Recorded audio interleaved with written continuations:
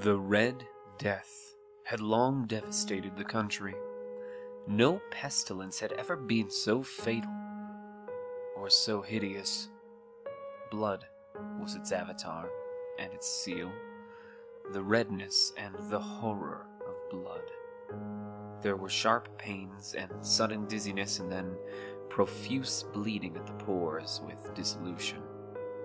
The scarlet stains upon the body, and especially upon the face of the victim, were the pest ban which shut him out from the aid and from the sympathy of his fellow men. And the whole seizure, progress, and termination of the disease were the incidents of half an hour. But the Prince Prospero was happy and dauntless and sagacious. When his dominions were half depopulated, he summoned to his presence 1,000 hale and light-hearted friends from among the knights and dames of his court, and with these he retired to the deep seclusion of one of his castellated abbeys. This was an extensive and magnificent structure, the creation of the prince's own eccentric yet august taste. A strong and lofty wall girdled it in. This wall had gates of iron. The courtiers, having entered, brought furnaces and massy hammers and welded the bolts. They resolved to leave means neither of ingress nor egress to the sudden impulses of despair or of frenzy from within. The abbey was amply provisioned. With such precautions, the courtiers might bid defiance to contagion. The external world could take care of itself. In the meantime, it was folly to grieve, or to think. The prince had provided all the appliances of pleasure. There were buffoons, there were improvisatori, there were ballet dancers, there were musicians, there was beauty, there was wine.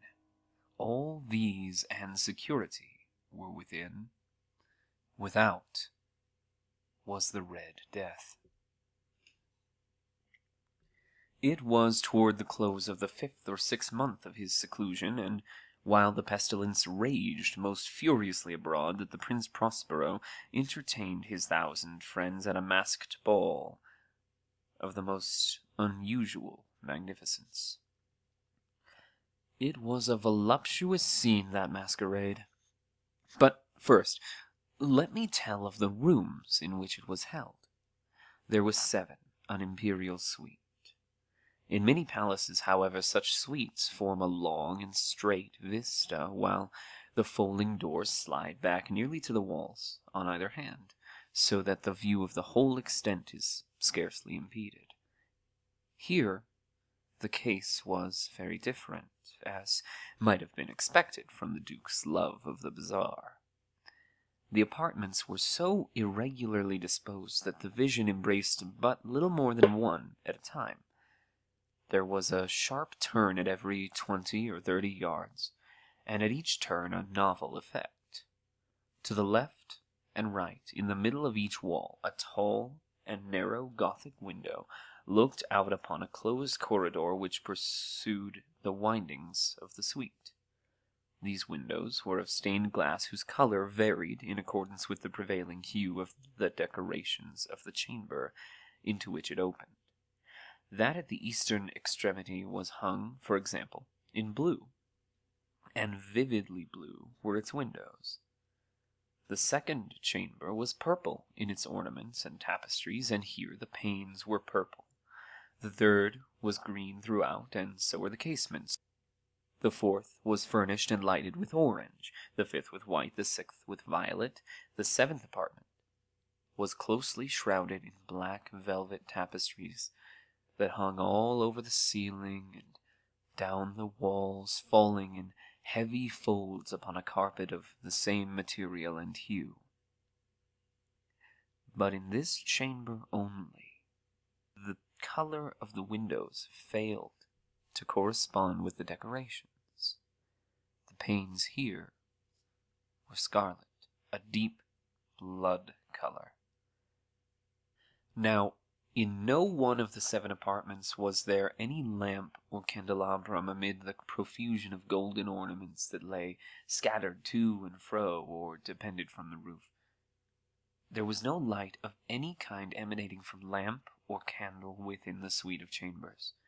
But in the corridors that followed the suite there stood, opposite to each window, a heavy tripod bearing a brazier of fire that protected its rays through the tinted glass and so glaringly illuminated the room, and thus were produced a multitude of gaudy and fantastic appearances. But in the western, or black, chamber, the effect of the firelight that streamed upon the dark hangings through the blood-tinted panes was ghastly in the extreme, and produced so wild a look upon the countenances of those who entered, that there were few of the company bold enough to set foot within its precincts at all. It was in this apartment also that there stood against the western wall a gigantic clock of ebony. Its pendulum swung to and fro with a dull, heavy, monotonous clang, and when the minute hand made the circuit of the face, and the hour was to be stricken, there came from the brazen lungs of the clock a sound, which was clear and loud and deep and exceedingly musical, but of so peculiar a note and emphasis that at each lapse of an hour the musicians of the orchestra were constrained to pause momentarily in their performance, to hearken to the sound. And thus the waltzers perforce ceased their revolutions, and there was a brief disconcert of the whole gay company, and, while the chimes of the clock yet rang, it was observed that the giddiest grew pale, and the more aged and sedate passed their hands over their brows as if in confused reverie or meditation. But when the echoes had fully ceased, a light laughter at once pervaded the assembly. The musicians looked at each other and smiled as if at their own nervousness and folly, and made whispering vows each to the other that the next chiming of the clock should produce in them no similar emotion. And then, after the lapse of 60 minutes, which embrace 3,600 seconds of the time that flies, there came yet another chiming of the clock, and then were the same disconcert, and tremulousness, and meditation, as before. But in spite of these things, it was a gay and magnificent revel. The tastes of the Duke were peculiar. He had a fine eye for colours and effects. He disregarded the decora of mere fashion. His plans were bold and fiery, and his conceptions glowed with barbaric luster. There are some who would have thought him mad. His followers felt that he was not. It was necessary to hear and see and touch him to be sure that he was not. He had directed, in great part, the movable embellishments of the 7 chambers upon occasion of this great fete, and it was his own guiding taste which had given character to the masqueraders. Be sure they were grotesque. There were much glare and glitter and piquancy and phantasm, much of what has been since seen in Hernani. There were arabesque figures with unsuited limbs and appointments. There were delirious fancies, such as the madman fashions. There was much of the beautiful, much of the wanton, much of the bizarre, something of the terrible, and not a little of that which might have excited disgust. To and fro in the 7 chambers there stalked, in fact, a multitude of dreams, and these, the dreams, writhed in and about, taking hue from the rooms and causing the wild music of the orchestra to seem as the echo of their steps. And anon there strikes the ebony clock which stands in the hall of the velvet, and then, for a moment, all is still. and all is silent save the voice of the clock. The dreams are stiff frozen as they stand, but the echoes of the chime die away. They have endured but an instant, and a light, half-subdued laughter floats after them as they depart. And now again the music swells, and the dreams live and writhe to and fro more merrily than ever, taking hue from the many-tinted windows through which stream the rays from the tripods. But to the chamber which lies most westwardly of the seven, there are now none of the maskers who venture, for the night is waning away, and there flows a ruddier light through the blood-colored panes, and the blackness of the sable drapery appalls, and to him whose foot falls upon the sable carpet there comes from the near clock of ebony a muffled peal solemnly emphatic than any which reaches their ears who indulge in the more remote gaieties of the other apartments. But these other apartments were densely crowded, and in them beat fervishly the heart of life. And the revel went whirlingly on until at length there commenced the sounding of midnight upon the clock. And then the music ceased, as I've told, and the evolutions of the waltzers were quieted, and there was an uneasy cessation of all things as before.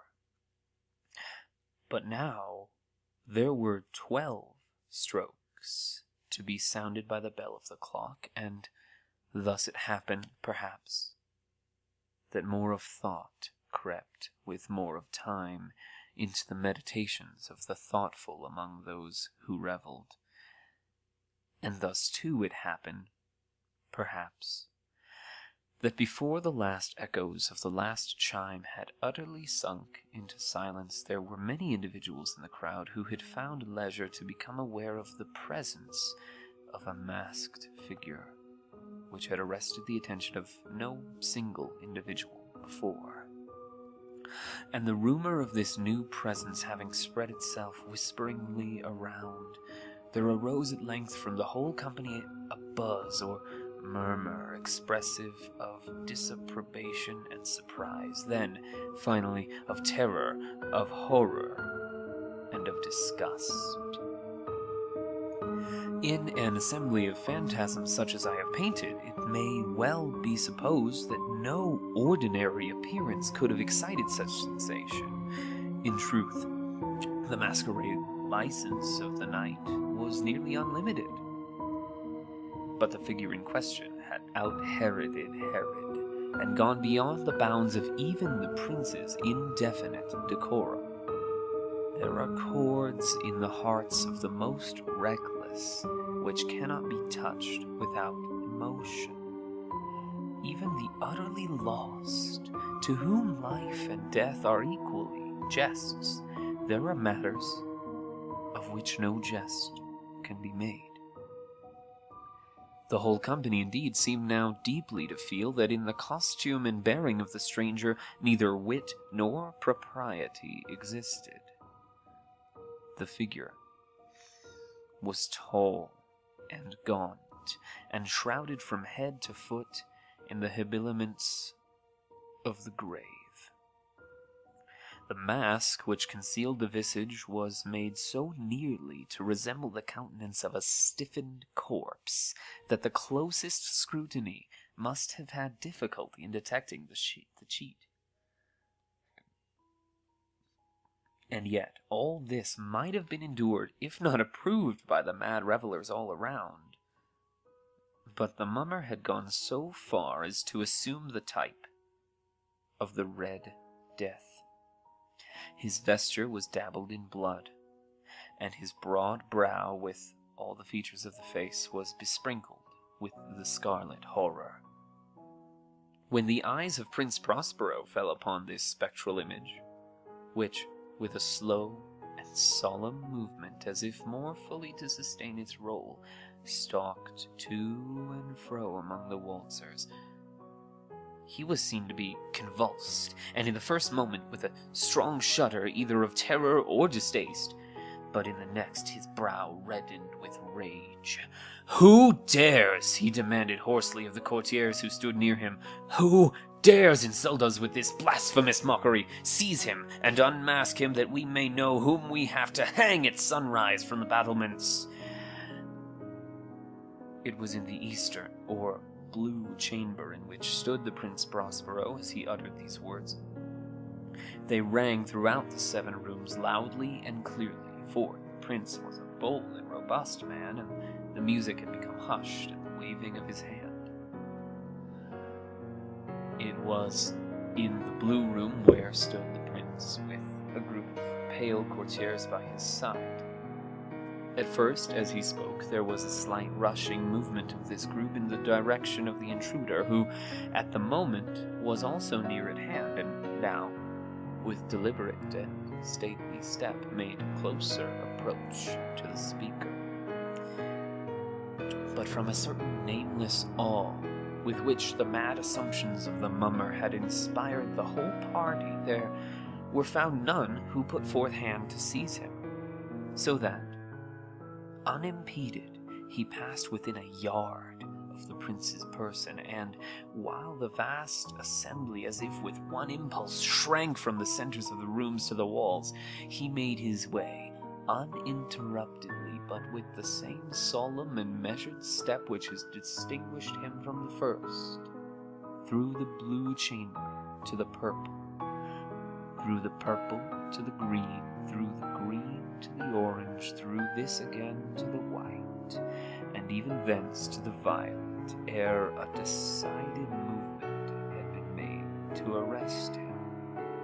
It was then, however, that the Prince Prospero, maddening with rage and the shame of his own momentary cowardice, rushed hurriedly through the 6 chambers, while none followed him on account of a deadly terror that had seized upon all.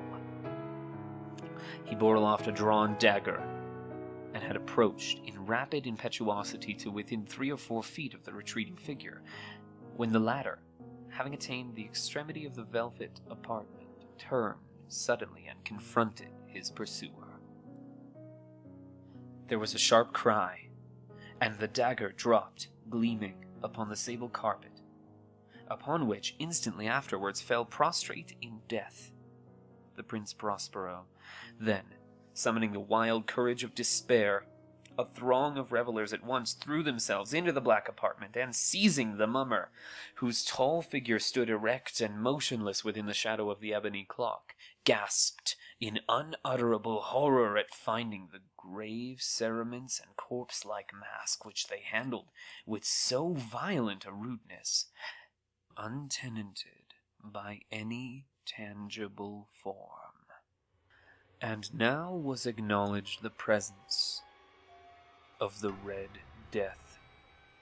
He had come like a thief in the night, and one by one dropped the revelers in the blood-bedewled halls of their revel, and died each in the despairing posture of his fall. And the life of the ebony clock went out with that of the last of the gay, and the flames of the tripods expired, and darkness and decay and the Red Death held illimitable dominion